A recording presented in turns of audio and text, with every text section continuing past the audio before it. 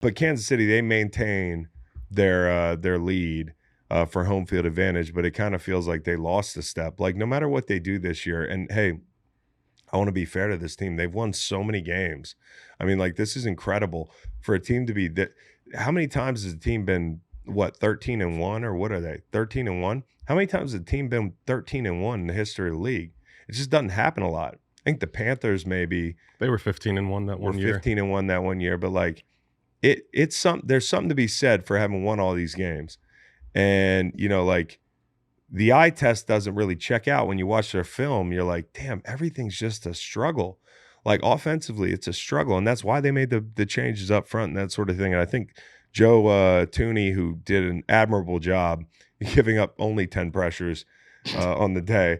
I mean, it's like, hey, buddy, you're going to do a job that's totally different than the job that you do every other day, and it's going to be the toughest day of the year to do it. Hey, it's funny you say that, Chris. I actually have an STL memorial for Toney. Like, it's impossible. You're playing guard, you're moving out, you're playing left tackle against literal, like, you talk about Josh Allen being an alien. Myles Garrett is the alien. That guy is a genetic freak, okay? Like, you got to do what you got to do out there, all right? Sometimes you got to poke Myles Garrett in the eye. Yeah, I guess so, dude. Hey, you know what my favorite thing is, Bo? The Sports Center or ESPN posts that are like, hey, check out the Chiefs doing basic human decency here. Praying. Yeah, exactly. Joe checking on Myles, whose eyeball might be hanging out. I walked over because we were watching the man cave, and then I go check on the family every once in a while. I walked over in the 4 p.m. slate. My wife was like, did Myles Garrett's eyeball fall out? I was like, did it? Oh my God. Doesn't that happen in any given Sunday? Like the movie? Yeah, it does. There's an eyeball on the field. When they play that team with the Knights of the Round Table logo down in that dome at the end of the season, the guy's eyeball falls out. And it sucks to get poked in the eye and all that, but I think he came back and, man, listen, he baptized Joe once or twice, and it was like a Reggie White thing.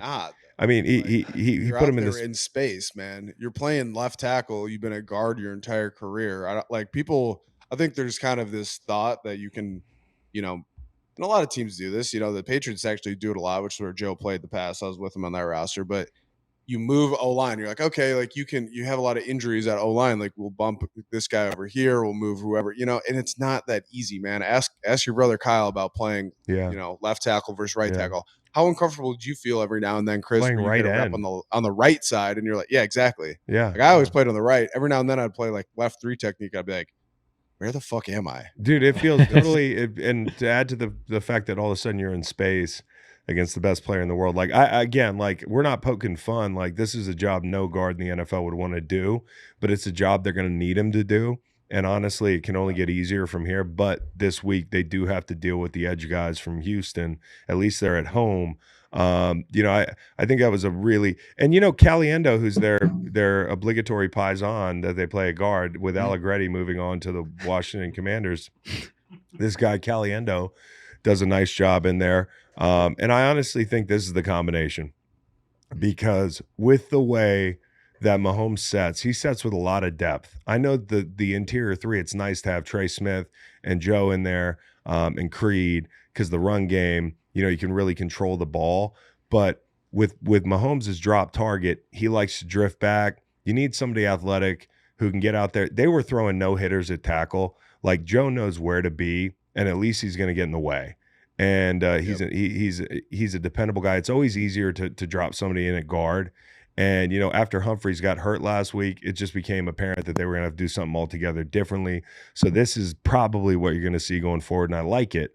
Having said that, Patrick Mahomes now has a high ankle, and he's had these ankle injuries before. You remember the Jacksonville game in the playoffs. Like, this is something you don't want to linger. And he's been hit a lot the last 3 weeks. Listen, Andy Reid is the best, right? I'm not telling him anything he doesn't know, but I don't like them rolling him out into an unblocked Myles Garrett away from his throwing hand in a 21-0 ball game. I don't like him climbing the pocket up 21-7 at the 40-yard line, going on 4th down. That's how he got hurt. He's gotten hit like 40 times the last 3 weeks, it feels like. Mm-hmm. And so, this is something that you're gonna have to remedy, but when he gets back.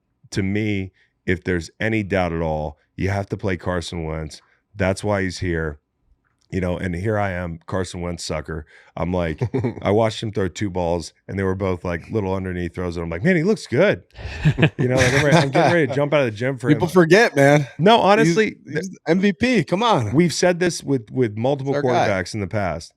We said it with Baker Mayfield. Watch, when Baker Mayfield gets another job, he spent a year at quarterback school or part of a year with the Rams. Now he's reunited with Liam Cohen. He had time with McVay. It's the same thing with Darnold when he goes out west with Shanahan. It gives guys a break.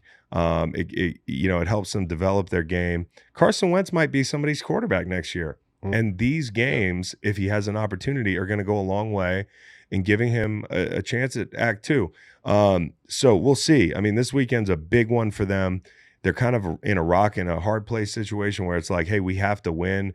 This is a team that I've said over and over again, cannot go on the road and win like they did last year. But, even if that's the case, you'd rather have to do that than lose Mahomes because high ankles can get worse. Well, that's kind of what I'm wondering, Chris, because playing home field advantage, especially at Arrowhead in the playoffs, is massive. Like we talk about that all the time. So if you're Andy Reid, if you're Patrick Mahomes, are you pushing to come back to secure that, that number 1 seed? Or, I mean, I guess you're playing Carson this week. You're playing Carson. You don't think there's any world in which Mahomes plays? Because he comes back from these injuries, these ankle injuries, pretty quickly. He said after the game, I would have gone back in, and Andy Reid said, hey, it's probably precaution. We might have put him back in. And part of that might be coach speak to get the Texans to prepare for Mahomes. But I also think, if you look at it, like this isn't a high-powered offense anyways. How many points do you need to beat Houston? Houston, the way they played offensively, and we'll get into them in a little bit. They won the game yesterday, but it's not like they all of a sudden look like the greatest show on turf. You can beat these guys scoring 23 points. And I do believe... and that's how the Chiefs have been winning. They've been winning not scoring more than 30 points. No, I know, but what I'm saying is Carson Wentz... The defense is playing great. Carson Wentz can score 20. Now, the thing I worry about with defense is Chamari Connor leaves with a concussion. You're down another guy possibly this weekend playing against Houston, who's got a nice set of wide receivers. Like that is a worry for me. And I do think the defense largely has kept the points down. But part of that is, Kansas City being able to possess the football, Spags being a smart coordinator. The shots have gotten them. And, there will be shots this weekend. So I think the best plan of attack, if Mahomes is a little bit banged up or has a high ankle, is try to go win this game without him.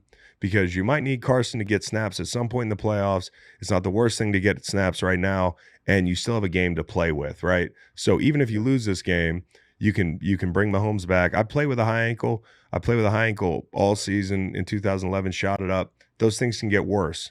Those things can get a lot worse. And I also think Mahomes, like he's played with high ankles before. He's played with ankle injuries. It can really affect you long term if you don't rehab it correctly. And part of rehab is just getting a break. So, and not to start like some mass hysteria, but high ankles can get worse. And guys sometimes need surgery for these things, like tightrope surgeries on these high ankles. I'm not saying that's where it's going, but you gotta be fucking careful, dude. And you got to be careful. They're playing Saturday and then they're playing Wednesday next week too, which is also where this kind of becomes complicated for them with that decision. They don't have any slouches left either. I mean, they have Houston, who's dangerous, and then they have the Steelers on Christmas. Houston, Pittsburgh, and then finish with Denver. The Broncos, and Denver, who took them to the wire. I would be eyeing that Wednesday game. I'd say, hey, 100%. You got 10 days. Let's try to get you right. And only they know how bad it is. But I want to say this about defense. They play well. Karlaftis played well. Bolton played well. McDuffie, that pick in the end zone was one of the best plays of the day. If it's true that he was looking at the damn big board, there's a shot of him, the camera's on the end line, and he's trailing a deep ball. And at the very last second, he glances away from the receiver, almost like up above the crowd, and then back to the ball. And in my mind, like when I hear, hey, this guy was looking at the Jumbotron, immediately I'm like, no, he's not. There's no way. But I think he might have been. And that's incredible. Wherewithal to do that is DBs are a different animal, man. I wouldn't even consider that. You know what I mean? Yeah. Well, and even I thought I was slick when I look at the play clock counting down. I'm like, okay, I can get a quick little jump, you know? And even to look at the big board, and know where you are on that board and be able to turn in the right direction because that's reversed from you to be able to find yourself, find the ball thrower, and then turn around and find the ball. It was pretty amazing. And did I read this right? Is his first interception? Really? At least on the year. Right. I thought I read it first of his career. I don't believe that. That doesn't sound right.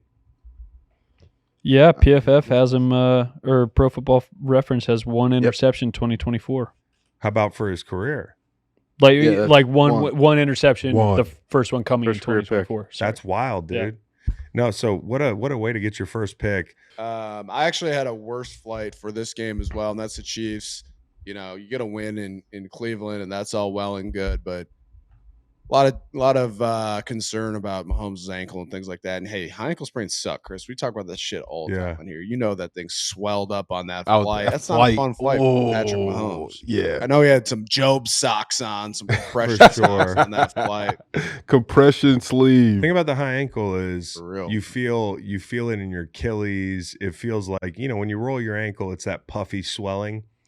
But when you get a high ankle sprain, it's more of like a shooting pain every time you step. Yeah. Seriously, like I remember going out there. Saw him walking off the field. It looked tough, man. Dude, it sucks. So I'm hopeful that he's okay. But all in all, I want to say this: he's forcing balls. I think the guy's tired. I think he's tired. This chapter of his career, and it's hard to blame him.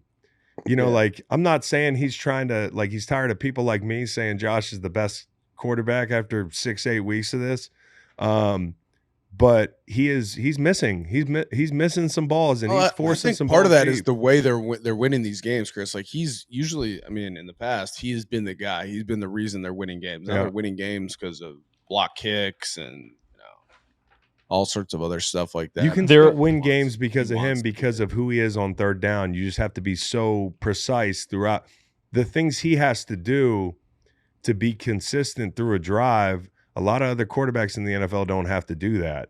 And so like he's being held to a higher standard, fair or not fair. And then I think at times he's like, let me go get it all in one throw. And, you know, there was a throw last. That's the Jameis. There was a throw he made to Worthy where the pocket's clean. Worthy on like a deep over, or a speed post or whatever the fuck you want to call it. Yeah.